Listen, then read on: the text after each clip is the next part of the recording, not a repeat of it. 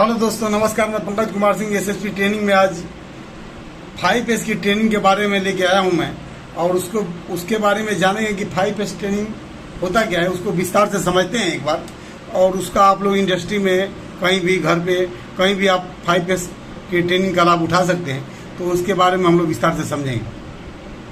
5S क्या है। पहले 5S जो है एक जापानी सिस्टम है, एक जापानी टूल्स है, जिसका उपयोग जो है वर्क पैलेस मैनेजमेंट के लिए किया जाता है। वर्क पैलेस पे जो भी हम काम करते हैं उसको मैनेज करने के लिए इसका उपयोग किया जाता है।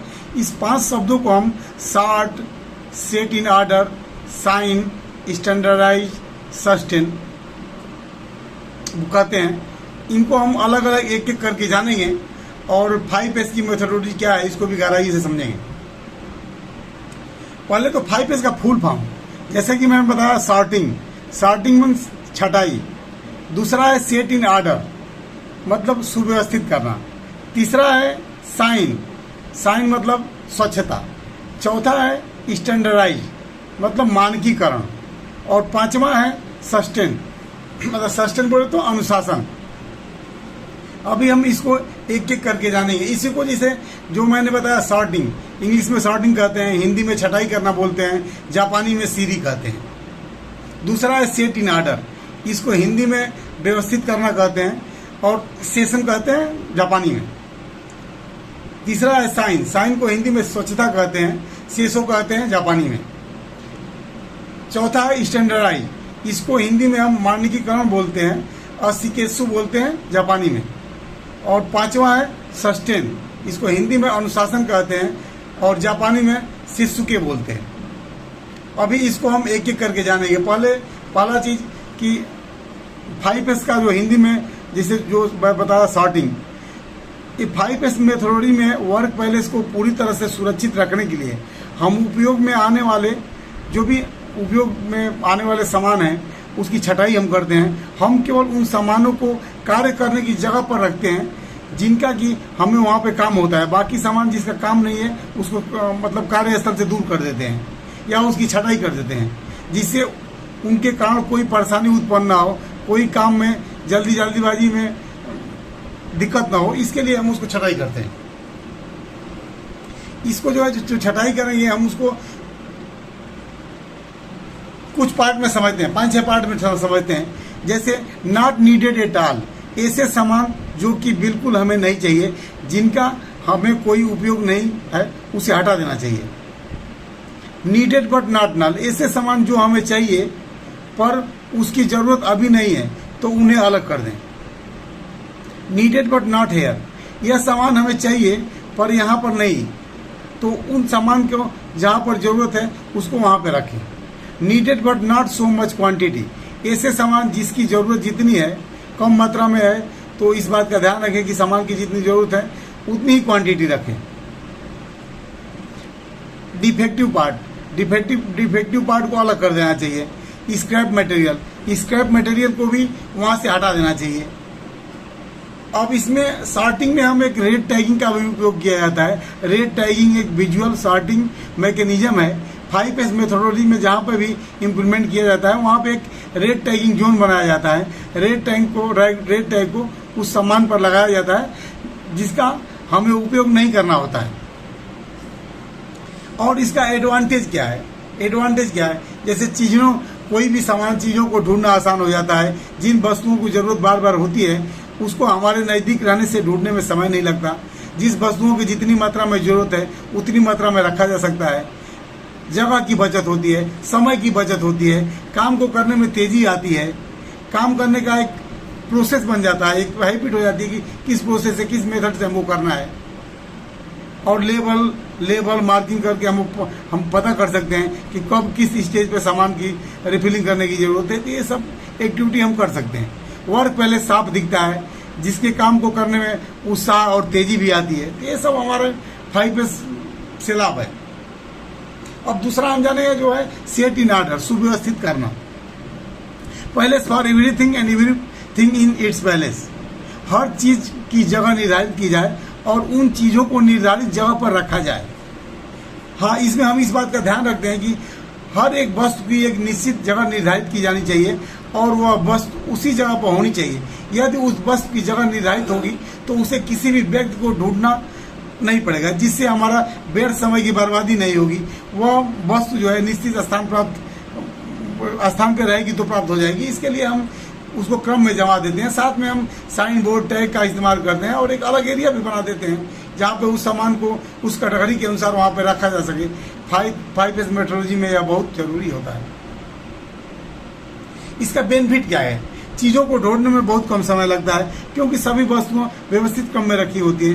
नाम या टोकन बोर्ड पे लगा होता है। उससे वर्कर की जिम्मेदारी बन जाती है कि उस सामान को वापस वहीं पे सुरक्षित रखा जाए। काम में आने वाली सभी वस्तुओं को आसानी से इधर उधर ले जा सकते हैं। कोई भी अन्य व्यक्ति, चाहे वह नया हो पुराना हो, आसानी से वस्तु को ढूंढ सकता है। सामान्य क्रम में होने के कारण कौन सी वस्तु कहाँ है यह भी आसानी से पता लगाया जा सकता है। जैसे कोई भी हम एग्जाम्पल से समझते हैं। मान लीजिए किसी वर्कर को टूल्स ढूंढने में प्रॉब्लम हो रही है। इसके लिए हम बोर्ड तैयार करेंगे, वहाँ पर टूल्स लगा देंगे। हम वहाँ पर स्पेस की बचत होगी, चाहे टूल्स को सर्च करने में आसानी होगी।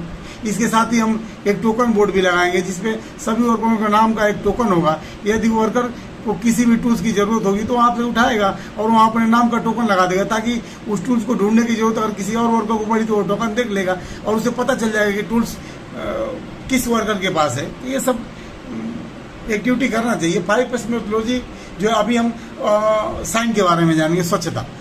5S मेथोडोलॉजी में जो है 3rd S का मतलब होता है साइन, अर्थात स्वच्छता। हमें अपने ऑर्गेनाइजेशन और वर्किंग एरिया को साफ रखना चाहिए। इसके लिए हमें प्रतिदिन या सप्ताह में एक बार कुछ समय निर्धारित कर देना चाहिए, जिससे सभी लोग अपने अपने वर्क प्लेस एरिया को स्वच्छ बनाए रखें।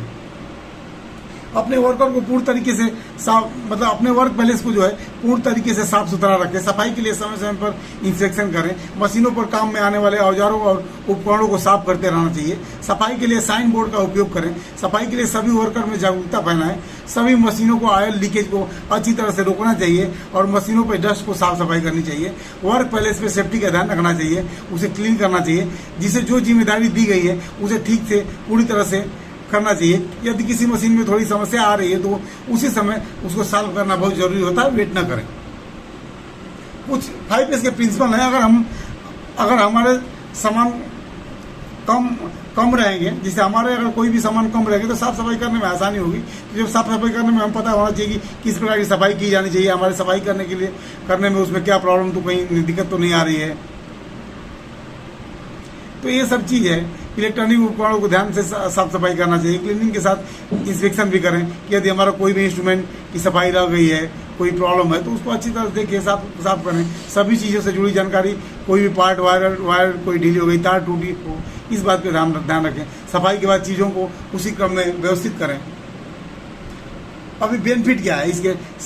साफ सफाई रखने से कंपनी में बाहरी व्यक्ति या कोई भी विजिटर आता है तो उसे कंपनी के स्टैंडर्ड के बारे में पता चलता है। उसे कंपनी की रेपुटेशन बढ़ती है। मशीनों और काम करने वाले उपकरणों को समय समय पर मेंटेनेंस मिल जाता है, जिससे उसकी लाइफ बढ़ जाती है। वो ठीक तरह से वर्किंग करते हैं। साफ सफाई रखने से वर्करों में काम करने की इच्छा बढ़ जाती है और ठीक तरीके से काम करते हैं। साफ सुथरा माहौल कस्टमर और वर्कर के मन में एक पॉजिटिव सोच को जन्म देता है।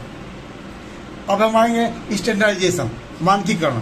चीज़ों को उसके स्टैंडर्डाइज के हिसाब से बांटना, किसी प्रोसेस को होने का एक पैटर्न तैयार करना चाहिए। इससे इस बात को निर्धारित करते हैं कि कोई भी चीज़ से उसका साइन किस प्रकार का होता है और किसका कलर में होना चाहिए। 5S मेथोडोलॉजी में इन चीज़ों को स्टैंडर्डाइज करना एक बहुत मजबूती प्रदान करता है। जैसे किसी इंडस्ट्री मैप में अलग अलग चीज़ों को डिफरेंट साइन बोर्ड लगा कर बताया जाता है, जैसे danger board, do not enter, do not disturb और कई से जो भी डायरेक्शन। तो ये सब कुछ एग्जाम्पल दिए जाते हैं। जैसे पहले मान लीजिए कि आप नीचे किसी भी मैप में आप देखते हैं कि कुछ भी जैसे डायरेक्शन बोर्ड लगाया जाता है कि, तो इससे साइन बनाकर दिखाया जाता है। जैसे रोड पे भी देखते हैं सेफ्टी का बोर्ड। तो ये सब जो है स्टैंडर्ड का पता चलता है इससे। सस्टेन, अनुशासन, लास्ट यस जो है 5S में जो लास्ट पेज है, इसमें सस्टेन मतलब कि अनुशासन की भी जरूरत होती है कि बिना कोई अनुशासन में कोई कार्य नहीं होता है। चाहे हम चाहें कितने भी सिस्टम क्यों न बना लें, सबसे जरूर तो अनुशासन होता है। डेली मॉनिटरिंग करें 5S में किस प्रकार के प्रोग्रेस हो रहा है, काम को कम कर रहे हैं नहीं कर रहे हैं, इसे मॉनिटर करें। एरिया डिवाइड कर दें, एरिया जोनल लीडर बना दें। रेड टैग कंपेन चलाएं जिससे अनवांटेड चीज़ों को आइडेंटिफाई करें, उसे हटा दें। फिक्स पॉइंट फोटोग्राफ का उपयोग करें, बिफोर आफ्टर का फोटो दिखा सकते हैं। इसे इम्प्लीमेंट लाया जा सकता है। 5S से लोगों को 5S के बारे में बताएं, हम क्यों कर रहे हैं, इससे क्या फायदा है। 5S के लिए सभी को ट्रेनिंग देनी चाहिए। मंथली ऑडिट करवाना बहुत जरूरी है। मोटिवेशन के लिए हम रिवार्ड भी दे सकते हैं। Thank you. इसके साथ ही चैनल को लाइक करिए, सब्सक्राइब करिए। आगे हम ट्रेनिंग के माध्यम से किसी और टॉपिक पर ट्रेनिंग लेके आएंगे। और चैनल को लाइक करिए। धन्यवाद। Thank you.